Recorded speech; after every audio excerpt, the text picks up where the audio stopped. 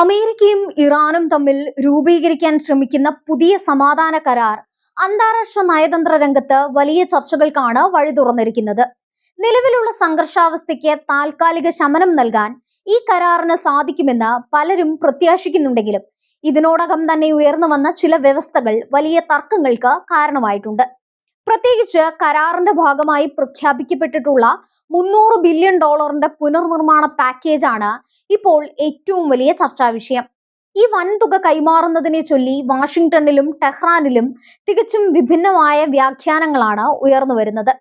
American president Donald Trump ഈ സമാധാന നീക്കത്തെ തന്റെ ഭരണകൂടത്തിന്റെ ഏറ്റവും വലിയ നയതന്ത്ര വിജയമായാണ് ലോകത്തിനു മുന്നിൽ അവതരിപ്പിച്ചിരിക്കുന്നത്. മധ്യപൂർവേഷ്യയിൽ ദീർഘകാലമായി നിലനിൽക്കുന്ന അസ്ഥിരതയ്ക്ക് അറുതി വരുത്താൻ ഈ കരാറിലൂടെ സാധിക്കുമെന്നാണ് വൈറ്റ് ഹൗസിന്റെ അവകാശവാദം. ഇറാനെ ഒരു പ്രധാന സാമ്പത്തിക പങ്കാളിയായി മാറ്റുന്നതിലൂടെ മേഖലയിൽ സമാധാനം ഉറപ്പാക്കാൻ കഴിയുമെന്ന് ട്രംപ് വിശ്വസിക്കുന്നു. എന്നാൽ ഈ പ്രഖ്യാപനങ്ങളുടെ ആവേശം അമേരിക്കൻ രാഷ്ട്രീയ വൃത്തങ്ങളിൽ പൂർണ്ണമായി പ്രതിഫലിക്കുന്നില്ല എന്നതാണ് യാഥാർത്ഥ്യം. കരാറിലെ ഏറ്റവും വലിയ ദുരൂഹതയും തർക്ക വിഷയവും ഈ $300 ബില്യൺ പാക്കേജിന്റെ യഥാർത്ഥ സ്വഭാവം എന്തെന്നതാണ്. അമേരിക്ക ഇതിനെ ഇറാന്റെ തകർന്നടിഞ്ഞ സമ്പദ് വ്യവസ്ഥയെയും അടിസ്ഥാന സൗകര്യങ്ങളെയും പുനരുദ്ധീകരിക്കാനുള്ള ഒരു നിക്ഷേപ പദ്ധതിയായിട്ടാണ് ചിത്രീകരിക്കുന്നത്. പാശ്ചാത്യ നിക്ഷേപങ്ങളിലൂടെ ഇറാന്റെ വിപണി തുറക്കപ്പെടുമെന്നും അത് മേഖലയിലെ സാമ്പത്തിക വളർച്ചയ്ക്ക് കാരണമാകുമെന്നും വാഷിംഗ്ടൺ വാദിക്കുന്നു. എന്നാൽ ടെഹ്റാൻ ഈ സാമ്പത്തിക പാക്കേജിനെ കാണുന്നത് തികച്ചും വ്യത്യസ്തമായ ഒരു കോണിലൂടെയാണ്. വർഷങ്ങളായി അമേരിക്ക തങ്ങൾക്ക് മേൽ ചുമത്തിയ കടുത്ത സാമ്പത്തിക ഉപരോധങ്ങൾ മൂലം ഇറാന് സംഭവിച്ച യുദ്ധസമാനമായ നാശനഷ്ടങ്ങൾക്കുള്ള പരോക്ഷമായ നഷ്ടപരിഹാരമായാണ് ഈ തുകയെന്ന് ഇറാൻ ശക്തമായി വാദിക്കുന്നു. അന്താരാഷ്ട്ര തലത്തിൽ തങ്ങളുടെ മരവിപ്പിക്കപ്പെട്ട ശതകോടിക്കണക്കിന് ഡോളറിന്റെ ആസ്തികൾ തിരികെ ലഭിക്കുന്നതിന്റെയും തങ്ങൾ അർഹിക്കുന്ന നഷ്ടപരിഹാരത്തിന്റെയും ഭാഗമായാണ് ഇറാൻ ഭരണകൂടം ഇതിനെ തങ്ങളുടെ ജനങ്ങൾക്ക് മുന്നിൽ അവതരിപ്പിക്കുന്നത്. ഈ രണ്ട് വിരുദ്ധ പ്രഖ്യാപനങ്ങൾ നയതന്ത്രജ്ഞർക്കിടയിൽ വലിയ ആശയക്കുഴപ്പത്തിന് കാരണമാകുന്നുണ്ട്.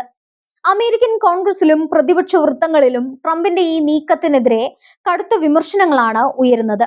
ഭീകരവാദത്തെ പ്രോത്സാഹിപ്പിക്കുന്നു എന്ന് രാജ്യം കുറ്റപ്പെടുത്തുന്ന ഒരു വലിയ ഭരണകൂടത്തിന് ഇത്രയും വലിയ തുക കൈമാറുന്നത് ആത്മഹത്യാപരമാണെന്ന് അവർ വാദിക്കുന്നു. ഉപരോധങ്ങൾ പൂർണ്ണമായി നീക്കുന്നതും ഇറാന്റെ മരവിപ്പിച്ച ആസ്തികൾ വിട്ടുകൊടുക്കുന്നതും അമേരിക്കയുടെ ദേശീയ സുരക്ഷയെ ബാധിക്കുമെന്ന ആശങ്കയും ശക്തമാണ്. ഈ രാഷ്ട്രീയ സമ്മർദ്ദം കരാറിന്റെ സുഗമമായ നടത്തിപ്പിന് വലിയ വെല്ലുവിളിയാണ് ഉയർത്തുന്നത്. ഇറാൻ ഭരണകൂടത്തെ സംബന്ധിച്ചിടത്തോളം ഈ പാക്കേജ് കേവലം സാമ്പത്തിക സഹായമല്ല, മറിച്ച് തങ്ങളുടെ പരമാധികാരത്തിന്റെ അംഗീകാരമാണ്.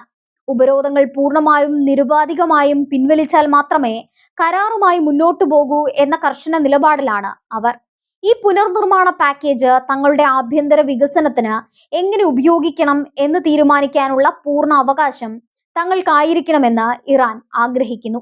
എന്നാൽ പാശ്ചാത്യ ശക്തികളുടെ കടുത്ത മേൽനോട്ടമില്ലാതെ ഈ തുക കൈമാറാൻ അമേരിക്കൻ ഭരണകൂടത്തിന് സാധിക്കുകയുമില്ല.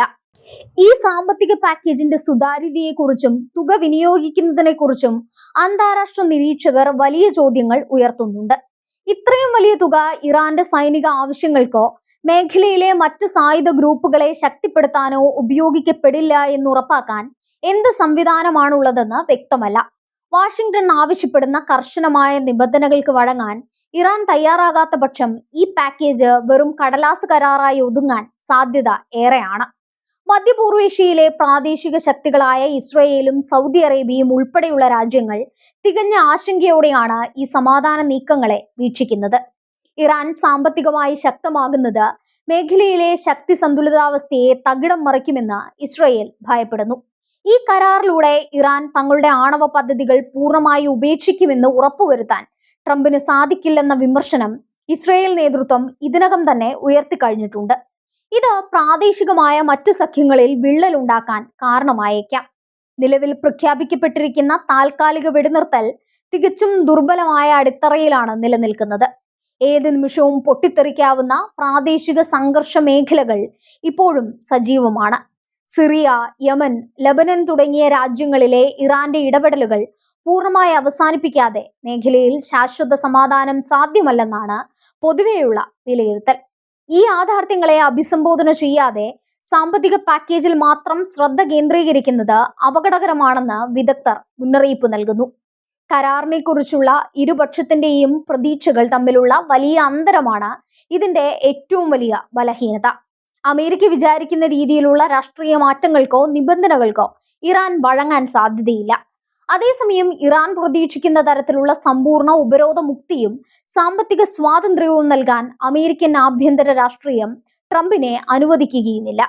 ഈ പരസ്പര വിരുദ്ധമായ നിലപാടുകൾ കരാറിനെ ഏത് നിമിഷവും തകർച്ചയിലേക്ക് നയിക്കാം. പ്രതീക്ഷിച്ച രീതിയിലുള്ള സാമ്പത്തിക നേട്ടങ്ങളോ ഉപരോധ ഇളവുകളോ സമയബന്ധിതമായി ലഭിച്ചില്ലെങ്കിൽ കരാറിൽ നിന്ന് പിന്മാറാൻ ഇറാൻ മടിക്കില്ല. ഇത് മേഖലയിൽ മുൻപത്തേക്കാൾ ശക്തമായ സൈനിക നീക്കങ്ങൾക്ക് കാരണമായേക്കാം. അമേരിക്കൻ ഭാഗത്തു നിന്നും വീഴ്ചകൾ ഉണ്ടായാൽ അത് ട്രംപിന്റെ വിദേശ നയത്തിന്റെ വലിയ പരാജയമായി ചിത്രീകരിക്കപ്പെടും. അതുകൊണ്ട് തന്നെ കരാറിലെ ഈ $300 ബില്യൺ എന്ന ഘടകം സമാധാനത്തിലേക്കുള്ള വഴി എന്നതിനേക്കാൾ സംഘർഷം വീണ്ടും ആരംഭിക്കാനുള്ള ഒരു പ്രധാന കാരണമായി മാറാനാണ് സാധ്യത കൂടുതൽ. ഈ പശ്ചാത്തലത്തിൽ ഈ സമാധാന കരാർ ഒരു വലിയൊരു ചൂതാട്ടമായാണ് വിലയിരുത്തപ്പെടുന്നത്. സാമ്പത്തിക പാക്കേജിന്റെ വിതരണവും അതിന്റെ മേൽനോട്ടവും സംബന്ധിച്ച് ഇരു രാജ്യങ്ങളും തമ്മിൽ കൃത്യമായ ധാരണയിലെത്താൻ സാധിച്ചില്ലെങ്കിൽ ഈ നയതന്ത്ര നീക്കം പൂർണ്ണമായി പരാജയപ്പെടും. അന്താരാഷ്ട്ര സമൂഹം വലിയ ആകാംക്ഷയോടെയാണ് വരും ദിവസങ്ങളിലെ ചർച്ചകളെ നോക്കിക്കാണുന്നത്. കാരണം ഈ കരാറിന്റെ വിജയം അല്ലെങ്കിൽ പരാജയമായിരിക്കും വരും ദശകങ്ങളിൽ മധ്യപൂർവേഷ്യയുടെയും ലോകത്തിന്റെ തന്നെയും രാഷ്ട്രീയ ഭൂപടം നിർണ്ണയിക്കുക.